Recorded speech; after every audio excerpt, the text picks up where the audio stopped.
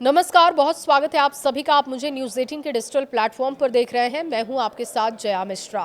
केंद्रीय वाणिज्य और उद्योग मंत्री पीयूष गोयल ने भारत और अमेरिका के बीच ट्रेड डील को लेकर एक्स पर पूरी जानकारी साझा की है।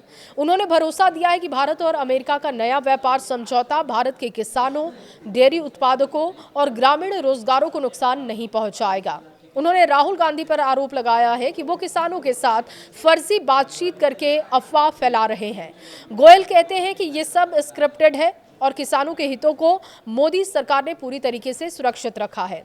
वो ये भी कहते हैं कि सोया मिल या मक्का पर कोई छूट नहीं दी गई है और इसीलिए किसानों को कोई नुकसान इस डील से नहीं है। सेब और अखरोट की बात करें तो उन्होंने इसके बारे में भी पूरी सच्चाई दी है। उन्होंने कहा कि राहुल के वीडियो में कुछ लोग कह रहे हैं कि आयात से किसान बर्बाद हो जाएंगे, लेकिन गोयल ने फैक्ट से जवाब दिया। वो कहते हैं कि कांग्रेस के समय भी बहुत आयात होता था और फिर अब ये लोग झूठ बोल रहे हैं।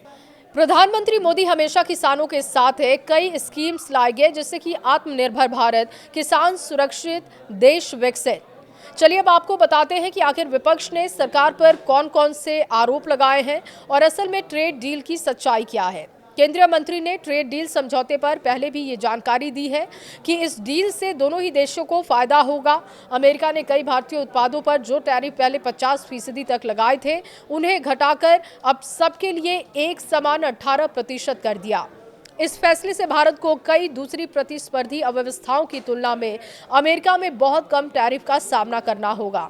मतलब हमारे निर्यात करने वाले सामान अब अमेरिकी बाजार में पहले से ज्यादा आसानी से और सस्ते दाम पर बिक सकेंगे।